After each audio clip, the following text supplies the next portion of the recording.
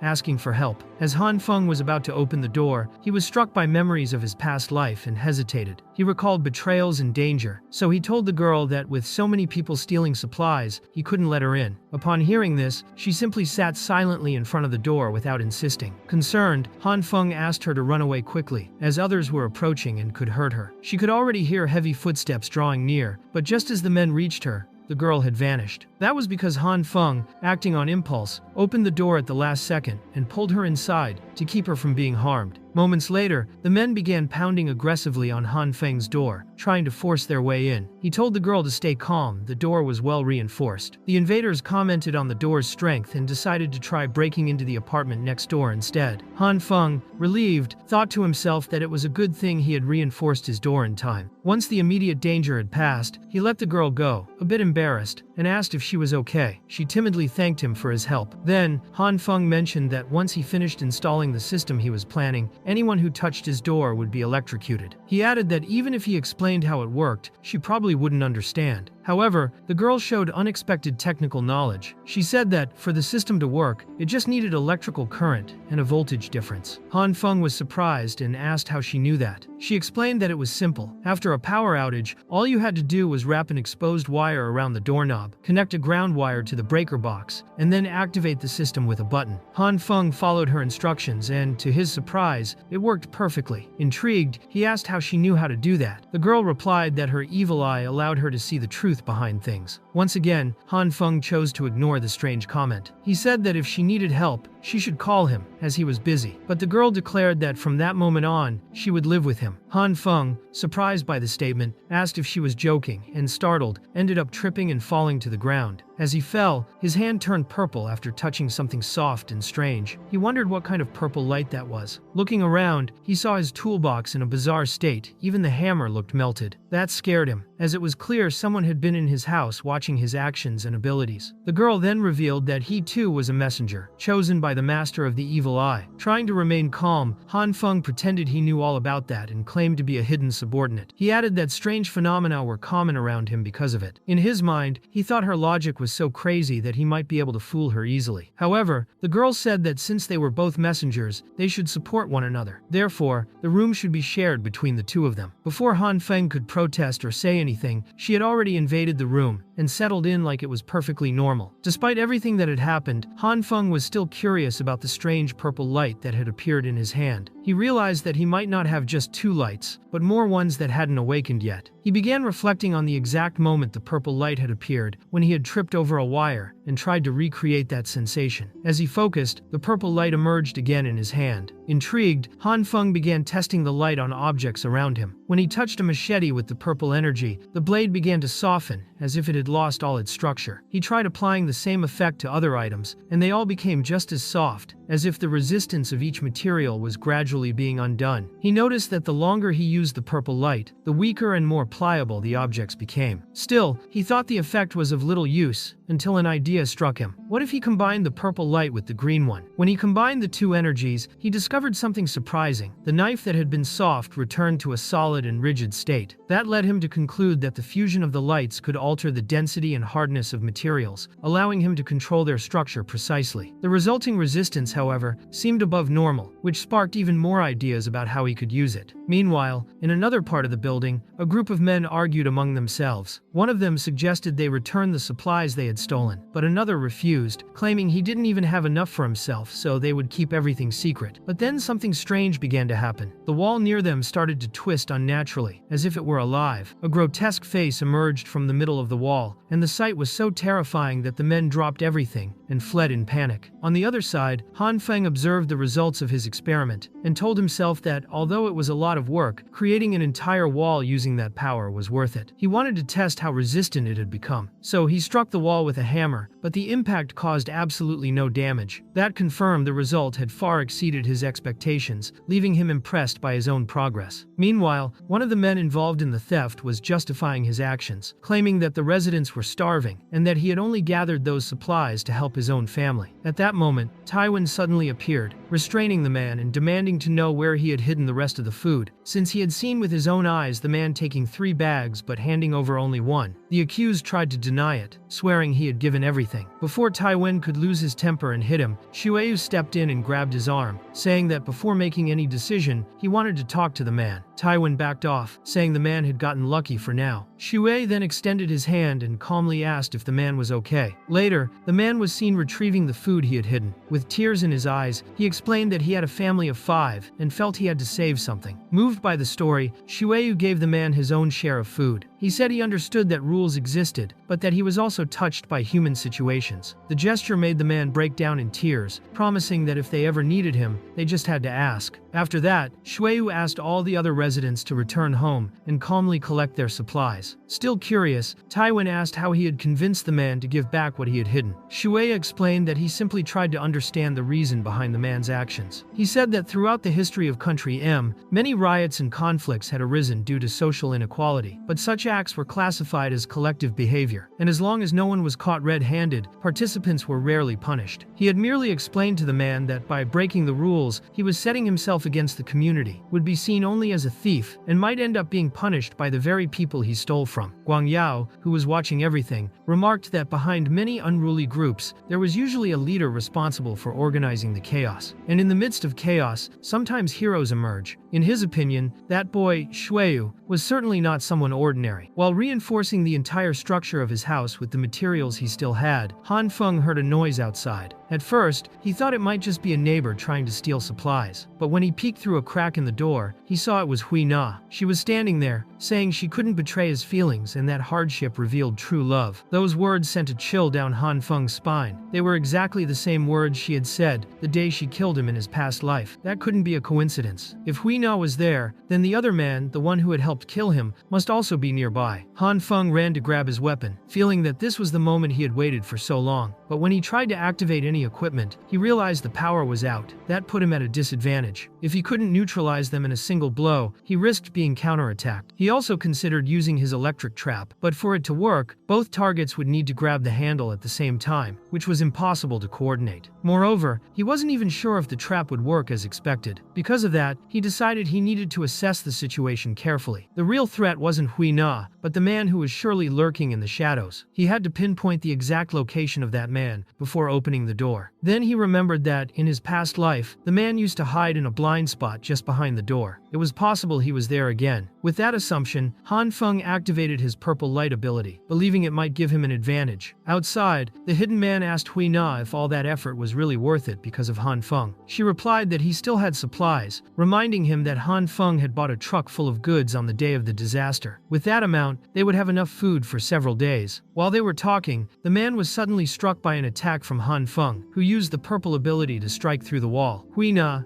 not understanding what had just happened, was caught off guard. At that moment, Hanfeng forcefully opened the door and used a fire extinguisher to attack Huina, pushing her away. When she looked down, she saw her partner completely defeated. Terrified, she ran off at full speed without looking back. The other man, trying to escape as well, was kicked by Hanfeng, who stopped him from getting up. Desperate, the intruder begged him to stop and asked if he even knew who his father was. But Hanfeng completely ignored the threat and kept beating him, saying he didn't care. Even while being beaten, the man claimed he held no grudge against Hanfeng, but that didn't stop him. Hanfeng wanted to know why they had tried to kill him. And just as the man was about to answer, Hanfeng shouted that he didn't want to hear excuses. In a fit of rage, he grabbed a baseball bat with nails and killed the man on the spot, allowing no explanations. Soon after, the adrenaline wore off and reality hit him. Hanfeng returned to his senses, his stomach churning. He dropped to his knees, vomiting on the floor. When he looked up, he saw the girl standing there, calmly watching everything. She asked softly if he needed help. Back inside the apartment, Hanfeng couldn't stop thinking about what had just happened. What disturbed him most was the fact that the girl showed no fear at all in the face of that brutal and bloody scene. That made him begin to fear her presence. He told her those men might come back seeking revenge and that she should leave as soon as possible. But the girl replied without hesitation that she would stay with him. Still worried, Hanfeng insisted that staying was dangerous and that both of them could end up dead if they continued down that path. Despite Hanfeng's repeated insistence that she should leave for her own safety, she calmly replied that there was no need to worry. She said the master of the evil eye would protect them and explained that the eye's energy had run out, so she would be entering a state of suspension. However, disturbed by those strange explanations, Hanfeng grabbed her arm firmly and said he didn't want to hear any more crazy answers like that. Even so, she asked him to follow her to the bedroom. When Hanfeng entered and saw what was inside, he was completely shocked. with an expression similar to Saitama's before he lost his hair. That was how stunned he was by the scene before him. Meanwhile, outside, many residents were lining up to get supplies. Huina watched everything with a distant gaze, thinking about the man who hadn't returned all night. That puzzled her, especially since she couldn't understand how Hanfong had managed to set up that trap in advance. But what bothered her most was the fact that, when Hanfong opened the door to his apartment, a faint light shone from inside along with a gentle wave of heat. That meant he had some source of power still working, which also indicated that he had prepared for the snow disaster long ago. It was very likely that he had secretly stockpiled a large amount of supplies. Huina began to feel increasingly resentful at the thought. She felt that while he was hoarding quality food, he had only given her scraps, and that made her furious. Determined, she concluded that she needed to find out what was inside that apartment,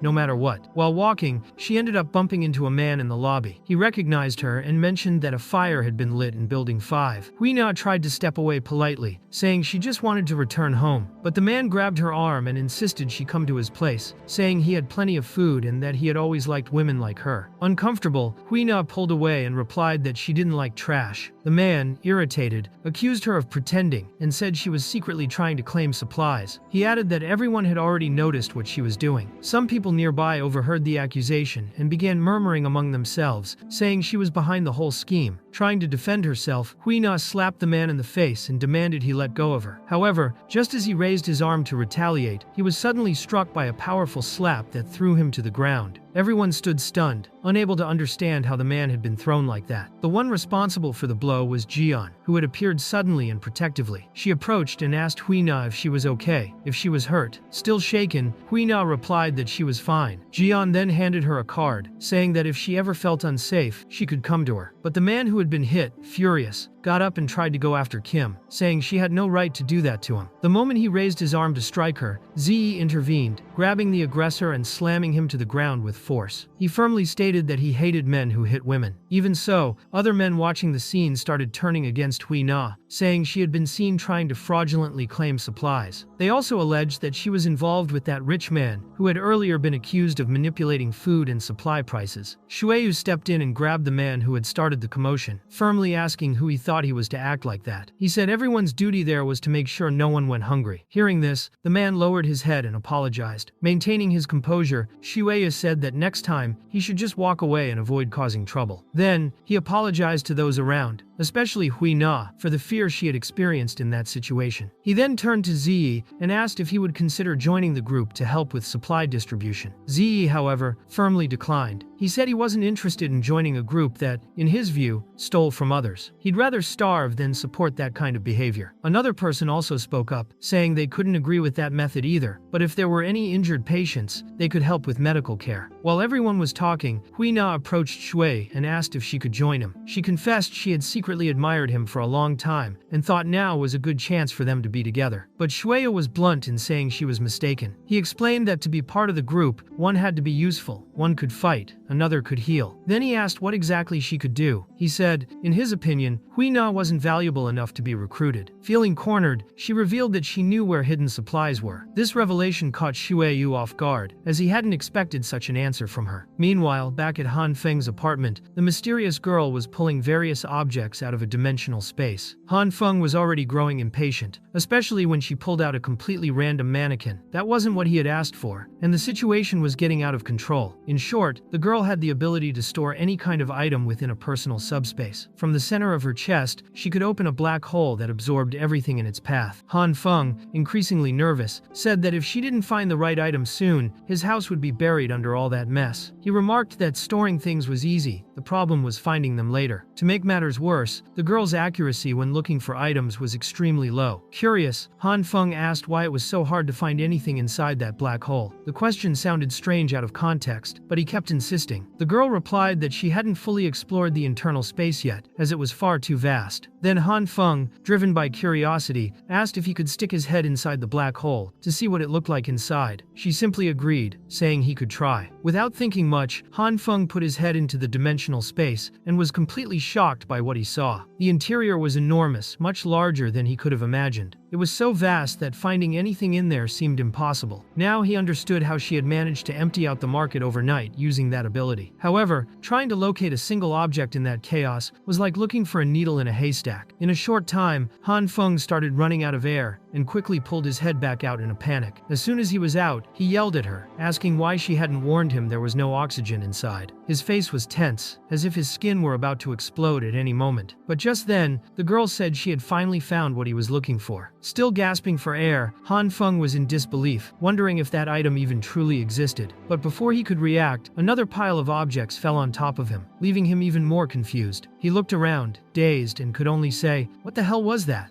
Meanwhile, some men were discussing the 18th floor. They commented that there was something wrong with that place and expressed fear of going up there, saying they didn't want to encounter the monster again. Even so, one of them reminded the others that Mr. Shui had trusted them, and therefore, they could not let him down. On the other side, Hanfong was watching everything through the cameras that had been installed and announced that he was initiating Plan B. He knew he needed to time each step precisely. As the men began to climb, they suddenly heard a noise. Soon after, several carts approached and exploded, releasing red smoke bombs toward them. Right after that, a drone appeared and began dropping additional bombs on the men. However, one of them managed to hit it. The girl in charge of controlling it warned that she had lost command of the device and could no longer stabilize it. After a brief sequence of effects similar to fireworks, she regained control and reported that the drone had successfully landed outside a window on one of the building's floors. Hanfong replied that he would retrieve the drone immediately, since it was essential to the group. However, the girl commented that she had found a body on the stairs. When Hanfong went to check, he discovered it was Zi. He was confused, unable to understand why the boy was there, and began to suspect that he might have stolen from someone. He then told the girl that he had the key and would leave, but asked her not to open the door for anyone else. Before he departed, she handed him a radio and asked him to keep the communication open. Hanfong thanked her, grabbed a gun, and remarked that he hoped he wouldn't have to use it. As he descended the floors, he remained connected to the girl via the radio. He explained that, according to the drone's measurements, the external temperature was minus 49.8 degrees Celsius, and that any human being without proper protection would freeze to death in less than 30 minutes. He also stated that Zi's condition could be very serious. The scene then shifts to Shui, who was coordinating the distribution of supplies. At that moment, Huina approached and asked if she could join the group. However, Shui answered no, since there was still no confirmation that the previous incident had not been caused by someone close to her. He added that, if it hadn't been for Guangyao defending Huina, he himself wouldn't have believed a single word she said. Even so, he declared that, regardless of whether her information was true or false, he expected her to prove her worth during that operation. Huina understood the message, grabbed a gun, and said she was ready. Shueyu then ordered everyone to stay alert and follow him. As they climbed the stairs, they found Zi unconscious. As soon as they gave him some water, he woke up screaming, saying he was very hot. When he realized who had rescued him, he claimed that he had been very unlucky. Taiwan grew irritated and asked why he was complaining even though he had been saved. But Zi replied that he would never thank people who stole from others. Taiwan called Zi an idiot, but was interrupted by Shui, who preferred to maintain order at that moment. Shueyu stated that he would once again invite Zi to join the group, as he believed that only by working as a team could they survive that disaster. However, Zi immediately rejected the idea, saying he would never join them. Shueyu explained that perhaps Zi was misunderstanding everything, because his intention in inviting him was due to his strength, which could be used to help the weaker ones and give hope to those still struggling to survive. Even so, Zi remained firm in his decision. He said he knew exactly what Shueyu was doing, and accused him of feeding the elderly only once every 3 days, which, in his eyes, was the same as letting them die slowly. Since he had no father, he stated that this method would not work on him. During this conversation, Hanfong was listening silently. Hearing Zi's words, he began to realize that Shueyu might really not care about others, and that if things continued that way, the committee would eventually fall into conflict. At that moment, Taiwan lost his patience and angrily asked whether Zi would join the group or not, making it clear that if he didn't, he should step aside. The argument grew more intense when Zi headbutted Taiwan, causing the others to prepare to attack him. Even surrounded, Zi declared that he was not afraid of any of them. Hanfong, watching everything, recognized that the situation was very bad. Judging by Ziyi's physical condition, it looked like he could collapse at any moment. Even so, he knew he couldn't just stand by. Despite the many people present, he could not abandon someone who had helped him so many times. Gathering his courage, Hanfong grabbed his gun, thought for a moment, and fired a shot that whizzed right past Taiwan. He declared that if anyone moved, he would shoot for real. Huina was shocked, wondering how he dared to walk out of the room armed like that. But Hanfong acted with determination, handing the key to his apartment to Ziyi and telling him to get there as quickly as possible. He also demanded that everyone drop their weapons. The others obeyed. Hanfong then reinforced that he would not hesitate to shoot if anyone tried to stop his escape. With that, he and Ziyi managed to get away. After the two had left, Shiruyu asked if anyone there knew that man. Huina replied that his name was Hanfong and explained that they were heading to his apartment. Taiwan, irritated, questioned why she hadn't mentioned before that he had a gun. Huina answered that it was the first time she had ever seen that as well. Shueyu said he believed her and added that if Hanfong really had a gun, he surely also had a lot of supplies. Perhaps he was the one responsible for manipulating food prices. He also began to suspect that Hanfeng was the man previously spotted by Guangyao. Taiwan asked if they were really going to continue with that plan, considering Hanfeng could shoot anyone at any time. But Shueyu replied that if he truly wanted to kill someone, he would have done it already. He said he didn't believe Hanfeng could hide forever, and suggested that everyone go back to prepare better. Once they were ready, they would return, since it was necessary to act quickly to take down 1,804. Meanwhile, Hanfeng and Ziyi were already returning to the apartment. When Ziyi opened the door, he was startled by the warmth inside. Upon entering, he was shocked at what he saw. There were heaters and even a working power generator. Ziyi's eyes widened at the sight of all those supplies, and he asked how Hanfeng had managed to set all of that up. At that moment, the girl appeared, asking where the drone was. Hanfeng, visibly embarrassed, admitted that he had forgotten about it. The scene then moved forward 2 hours, with Ziyi stating that Hanfeng was truly incredible for having predicted the snowstorm. Hanfeng approached and apologized for not being honest from the start. Even so, Ziyi stood up, bowed before him, and thanked him for everything he had done, saying that if it weren't for him, he would certainly have starved to death. But Hanfeng asked him not to say that, since he himself had also received a lot of help from Ziyi along the way. With tears welling up in his eyes, Ziyi began to cry, saying that Hanfeng was truly a good person. He then remarked that many things had changed since the beginning. He asked if Hanfeng remembered the message he had sent about the power outage, and explained that from that day on, Shueya had begun trying to steal supplies from the other residents. Some obeyed his orders, but others, like him, refused to follow that path. After a few people distanced themselves, Shueya began to act as if he didn't care, but secretly ordered Taiwan to deal with those he considered a threat, under the pretext of reducing risks. Hearing this, Hanfeng commented that it now made sense why the property committee had grown so quickly, as they had been relying on dirty methods to gain power. He knew that dealing with Shou would be anything but easy. Ziyi then smiled and said there was a saying, "What goes around comes around." He asked Hanfeng to guess who they had messed with. It was none other than Li Zhenggao, the middleweight boxing champion. Hanfeng concluded that they had probably all been beaten badly, and Ziyi confirmed it. He recounted that, although that had happened, Shueya cared far too much about his own reputation, and therefore never admitted defeat. Even so, the people influenced by him still tried to resist Zhenggao's group, but all of them ended up being crushed. As a result, Zhenggao gained many followers, including 2 well-known names. One was Zheng Yongyu, who had once been just a fan of Zheng Hao, but joined him after learning he had fought for years in underground matches, being recognized for his speed. The other was Jin Zhongzai, a man gifted with astonishing natural strength, with a body so tough it seemed monstrous. With Zhenggao, Zheng Yongyu, and Jin Zhongzai together, a powerful force was formed within the complex. They fought against Shueyu's hypocrisy, who, even so, kept trying to steal their supplies. Ziyi revealed that, before fainting, he had overheard that this group was on their way to steal Hanfeng's resources. Upon hearing this, Hanfeng realized the situation was becoming even more critical. At that moment, the two heard a noise coming from outside. Checking the security cameras, the girl remarked that someone was approaching. Hanfeng quickly stood up and said he was going to electrify the door, but she interrupted him, saying she could smell a strong scent of sulfur in the air. Right after, an explosion struck the place, knocking everyone to the ground. The girl warned that they were using very powerful explosives. When they looked back at the cameras, they saw Huina talking with Shueyu, which made Hanfeng suspect that she had been the one who betrayed them. Hanfeng ordered everyone to step away from the door, and then activated the electricity, shocking one of the people trying to force it. Outside, Shueyu gave the order to install explosives at the junction between the door and the wall. After the detonation, they realized the door was still intact, with only a few cracks around the wall. Shueyu concluded that Hanfeng had taken precautionary security security measures and decided to increase the force. He instructed his men to use a charge of 3 combined explosives to target a specific spot. If that didn't work, they were to keep increasing the power, because that day they were going to break into his home no matter what. Meanwhile, the explosions grew more intense. Hanfong began to notice the noise was different, and Zi commented that it sounded like the wall was cracking. They then started piling furniture against the wall to try to reinforce it, but Hanfong warned that it would be useless and urged them to act quickly, since he had a plan. The girl replied that they should leave it to her, as she could move everything quickly. She then activated her gluttonous black hole and sucked in all the furniture, shocking Zi with the power of that ability. Right after, Hanfong activated his purple energy, determined to reshape the wall as he had done before. But he knew he needed to control the scope, as the hardening process would take too long if it spread too wide. By combining the power of the purple light with the green light, he managed to repair the wall again. Zi, impressed, asked if he had magical powers, but before they could talk, another explosion hit and cracked the wall once more. Hanfong didn't understand how that was possible until the girl noticed they were bombing the floor. Realizing that repairing things was pointless, since everything was being destroyed from another angle, Hanfong said he had a very dangerous idea and asked if the others trusted him. They all replied that they would do whatever he said. Soon after, the invaders finally managed to blow the apartment door open. Tywin ordered everyone to enter carefully and search every corner for supplies. As they entered, they realized the place was completely dark. The men commented that there was no one in the living room and no supplies either. In the kitchen, there was only some trash and a box of seeds. Frustrated, they began cursing Huina, calling her a liar. She insisted that she hadn't lied and suggested they might be hiding in another room. When they tried to open a door, Zi kicked it hard against one of the men, starting the confrontation. Hanfong began shooting, but realized the invaders were equipped with military shields. Even so, he ordered the others to escape. Shueu, on the other hand, accused Hanfong of hoarding supplies selfishly, ignoring the collective, which had caused many people to starve. He said they were there to bring justice. Hanfong understood that Shuei was trying to manipulate everyone with moral blackmail, but he realized arguing was pointless. Those men were blinded, like a pack of wolves with red eyes, ready to attack. He then questioned what he was even doing there, since his home didn't have any supplies at that moment. The invaders firmly claimed that he was hiding everything. Huina reinforced this, saying that last time Hanfeng's room had heating and light. Overcome with rage, Hanfeng fired in Huina's direction, calling her a miserable liar. He said that if she hadn't tricked him into trading his supplies, he wouldn't be in that situation. Tywin was completely outraged at Huina, accusing her of lying all along. Amid the confusion, Shuei said there was a simple solution. They should check Hanfeng's room first. He asked if Hanfeng would refuse to allow it, but the inspection was authorized. After the inspection, one of the men reported that there was absolutely nothing in the room, only scattered trash and a frightened little girl. The girl ran toward Hanfeng, trembling with fear and saying she was very hungry. That scene made everyone realize they had been deceived. Shuei then demanded an immediate explanation from Huina. She insisted she hadn't lied, since she had seen everything with her own eyes. Confused, she began questioning how Hanfeng had managed to hide everything so well. Overcome with suspicion, Huina grabbed the flashlight and pointed it directly at Hanfeng's eyes. When he tried to shield himself from the light, she took advantage of the distraction and, with agility, managed to snatch the gun from his hands. Despite the distance between them, she was quick enough to disarm him, something that seemed unbelievable given his passivity. With the gun in her hands, Huina demanded that he tell the truth. Hanfeng replied that the truth was simple. She had tricked everyone in search of supplies. When she threatened to shoot him, others intervened to prevent the worst from happening. The gun was taken from her by Shuei. In the middle of the tension, Tywin grabbed a piece of iron and, consumed by anger, said he was going to kill her. However, Shuei stopped him, stating that the committee was not an execution ground nor a place for violence. He apologized to Hanfeng, returned his weapon, and invited him to join the committee. He said there was no need to answer immediately, only to think it over and give his response the next day, when they went out to gather more supplies. After that, everyone left. The scene then shifted. Hanfeng and Zi had once again modified their apartment. Zi was surprised to realize that the girl who had helped them had a house located directly above theirs. Hanfeng's place looked even larger than hers, and it was thanks to this structure that they had managed to deceive everyone so effectively. Hanfeng explained that the first stage of the plan was to make the apartment look abandoned, leaving some trash and empty packaging scattered on the floor. He asked Zi to open the window to quickly cool down the room. It was essential that the place seemed like it had been without food for a long time, reinforcing the impression of scarcity. Hanfeng remarked that since Shuei had made such a big fuss, if he returned empty-handed, that could stir indignation among the residents. In such situations, people tend to point fingers at the weakest. Since Hanfeng still had a gun, Huina might end up being used as a scapegoat. Concerned, Zi asked if Hanfong would really be safe even with the gun, considering they had managed to disarm him before. Hanfeng admitted that was the worst possible scenario, but if Shueyu had the gun, he would try to resolve things peacefully. Zi then asked what would happen if Shueyu decided to shoot. Hanfeng revealed that the gun originally had only one bullet and he had already used it. Surprised, Zi commented that it was impressive that his plan had allowed the weapon to be taken on purpose. Hanfeng replied that this was part of the plan, at least partially. He went on to explain that the plan now was to pretend they were facing a very difficult situation, while gradually amassing a fortune in secret. The ultimate goal was to bring down the committee. The scene then shifted to the moment of supply distribution. Hanfeng and Zi watched everything closely. Zi said that, according to his investigation, the first 4 floors had been completely emptied. The 5th and 6th floors were used for logistics and housed some families. However, he hadn't been able to access the 7th and 8th floors, which made him suspect that the main warehouse was located there. He also mentioned that there were guards above the 5th floor. Zi decided to go up first to distract the guards, while Hanfeng would seize the opportunity to knock them out with a wooden stick. However, when they went up, they noticed the place was completely empty. Hanfeng suspected that perhaps the guards had gone to eat, but Zi warned him not to lower his guard at that moment. Upon reaching the 7th floor, Hanfeng and Zi realized that there was no one around. The absence of guards was already surprising, but the place was completely deserted, without a single soul. Faced with this, they decided to split up and agreed that if anyone found something, they would just shout. Hanfeng reflected that there were many people in the committee, so it made no sense to confront them head-on. In his view, the only way to defeat them was from the inside out. He believed the committee was an organization sustained solely by the concentration of supplies. If they could find the warehouse and let the evil king empty it, the committee would collapse in no time. Although this seemed easy in theory, the real challenge was discovering where the supplies were hidden. At that moment, Zi came running and called out to Hanfeng, who could hardly believe they had actually found the place. When he arrived, he saw a door with the words supplies written on it. Even so, Hanfeng remained suspicious, wondering if it could be a trap. The key had been placed very carefully in the lock, which only increased his doubts. Zi suggested that perhaps the people in charge had simply forgotten it there, and said they would only know the truth if they tried. However, Hanfeng noticed a very thin wire wrapped around the key's handle, which clearly indicated a mechanism prepared to trigger something. He remembered 2 residents mentioning the need to check the warehouse door, and now it all made sense. They had been talking about this trap. Because of that, Hanfeng told them not to touch anything for now. Since the warehouse had already been located, they could investigate calmly and later figure out a safe way to open it. However, before they could leave, 2 men suddenly opened the door. Hanfeng and Zi tried to flee immediately, but they were chased down and forced into a fight. During the struggle, they managed to kick one of the men and lock the door with an iron bar. But soon they heard footsteps coming from the stairs, indicating that more people were on their way up. Their only option at that point was to climb even higher. When they reached the 8th floor, Hanfeng realized his arm was broken. During the fight, he had shielded Zi and gotten injured. At that moment, a mysterious man emerged from the shadows and pulled Hanfeng into a room, locking the door behind them. The man stared at him intently and suspiciously asked what Hanfeng was doing there. Hanfeng tried to remain calm and said they were only looking for supplies. The man, however, didn't believe him and stomped hard on his broken arm, asking if he thought he was dealing with a 3-year-old child. He pointed out that Hanfeng had carefully avoided the 5th and 6th floors, which showed he knew too much about the committee. Hanfeng threw the question back at him, asking whether the man had been following them from the start. The man only replied that if he thought there were no guards around, he was gravely mistaken. Looking around, Hanfeng saw several guards lying unconscious, which meant the stranger had already fought many of them alone. Meanwhile, other members of the committee were searching for Zi. The mysterious man then opened the window of the room, and Hanfeng, shocked, asked what he intended to do since they were on the 8th floor. The man explained that, due to the massive amount of snow piled up on the lower levels, this was actually only the 4th floor in reality. He said he could use the snow to cushion the fall, and that it was nothing for him. With no other choice, the man jumped out of the window, and before vanishing, told Hanfeng to jump as well if he wanted to stay alive. Even hesitating, Hanfeng saw no other way. He activated his purple power at the moment of impact to reduce the force of the fall and managed to land safely. From above, the committee members could still see that they were alive. The mysterious man then elbowed the window of a nearby building, breaking it to enter. Hanfeng followed him, and the scene shifted to the 2 of them gathered safely around a small fire. There, Hanfeng reflected on how clever and efficient that bearded man was. If it weren't for him, he certainly would have been captured. As they warmed themselves by the fire, the mysterious man asked Hanfeng if he was afraid, stating that the one left behind in the building was nothing more than a dead man. Still suspicious, Hanfeng wanted to know why that man had saved his life. The man, however, replied coldly that he hadn't saved him. On the contrary, he would rather have killed him right there. but the fact that Hanfong hadn't fallen for the 7th floor trap proved he had some intelligence. For that reason, the man wanted him to reveal everything he knew about the committee. He added that Hanfong could choose to remain silent, but if he did, he would serve only as a meat shield. From the way he had knocked down the guards, the man deduced that Hanfong was either there to steal supplies or harbored some grudge against the committee. Faced with this, Hanfong directly asked whether that man had any quarrel with the group. The man didn't hesitate to answer yes. He said he hated the committee, especially because of Shue,